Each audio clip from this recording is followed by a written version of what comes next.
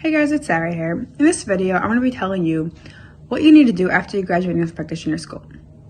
So usually the schools leave you hanging. They don't tell you what to apply for. Do you need an MPI? Do you need a DA? They don't tell you anything, or even how to apply for the boards. So this is going to be a step-by-step guide of how to do that. So let's get started. So the first thing you want to do after you graduate is choose which exam you're going to sit for. Do you want to take the ANCC or the AANP? Now the difference is, we could discuss that in a different video, you could ask below, but basically just choose one. Once you choose one, you go into step 2. Step 2 is to do the whole application process. So you're gonna go on their website, let's just say ANCC's website, and you're gonna go to the Family Nurse Practitioner Board Examination.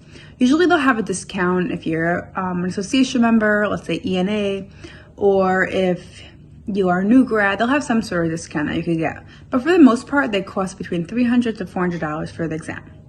Once you do that, you need to fill out the application. Now, before you fill out the application, it's an online application, you want to look under the eligible part. They'll say eligible, and they'll give a whole list of stuff you need to be eligible in order to sit for the exam. For the most part, they want an RN license in the state that you're going to get your boards for. They want you to have an MSN, which you already have because you just graduated, and they want certain courses to be included in the MSN, like advanced pharmacology, advanced pathophysiology, health assessment, etc.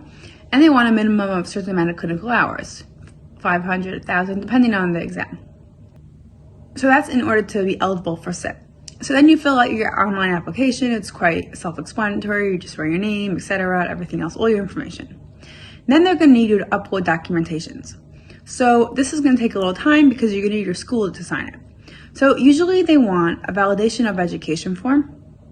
A validation of education form has to be sent to your school. They have to fill it out and sign it and send it back to you, and then you can upload it. They also usually want advanced pharmacology, like some sort of proof that you've taken it. They usually give you a form. You have to fill that out, send it to your school, send it back. And they want your official transcripts. So you're going to have to go on your school's website, type in official transcripts, wherever they bring you to, just complete that on their website and have it sent directly to either the ANCC or the AANP. So after you get all the required documentation, you uploaded everything, now you're just waiting for them to approve it. So that could take them a while. You could nudge them, they could go quicker, but they take their time. Then after you get approved, the way you know you got approved, because you get an email with an ATT code. Once you get the ATT code, then you're ready to schedule. They'll tell you how to schedule, usually be a link to Prometric, etc., wherever you're gonna schedule with, and you'll type in the date that you want, the time, the location, etc., and then you schedule it. They usually give you a window of time where you could either push it off or cancel it without forfeiting your fee. So once you have it scheduled, obviously the next step is studying. You're gonna be studying for it, you're gonna sit for it, and then hopefully you pass. Okay, so once you pass your boards, so that's step number 3. Step number 3 is begin an application for an NPI. An NPI is a unique number given to each provider. So if you practice in different states, you have one NPI. It's just your unique number. And it's pretty simple, pretty easy to fill out. You go to the website, NPPES. You just follow. It's pretty easy. They have like a little box and it says apply for NPI for myself. You click on that, you give them all the information they need, and they take actually pretty quick to give you NPI.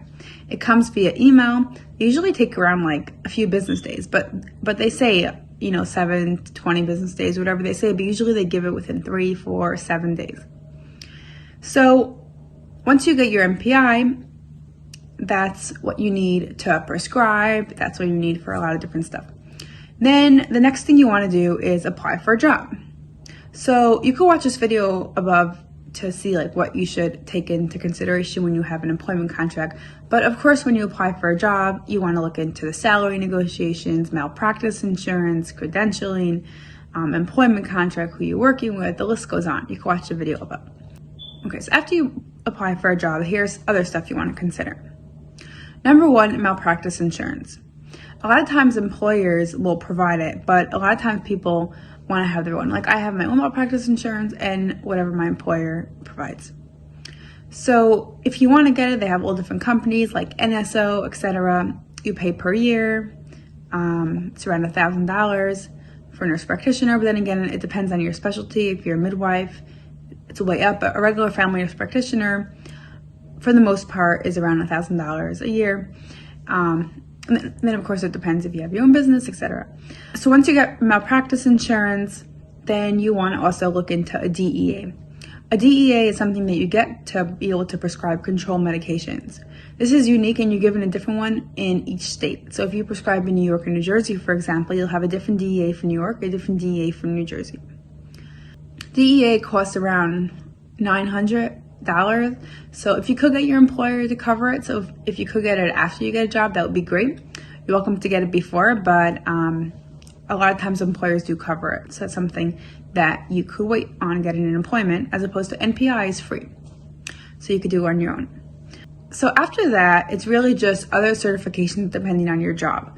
So for the most part, like we just said before, you want to choose your exam, which exam you want to go for. You want to do the application process, upload the material that they're asking for, and take the boards. After that, you want to get an NPI. It's free, online, you do it yourself.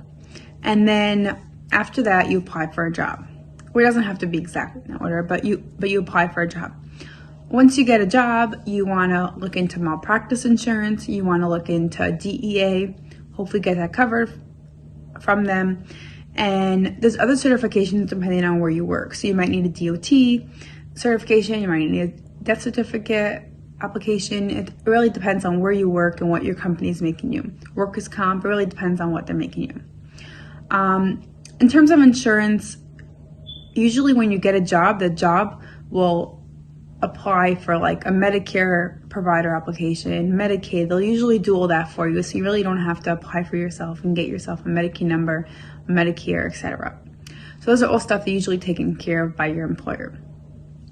So that's pretty much it. I just want to say one last thing. Almost every single state mandates that you pass your boards before you could have your license, but there are a few states that do not require that. So for example, in New York, you could get your license without having passed your boards.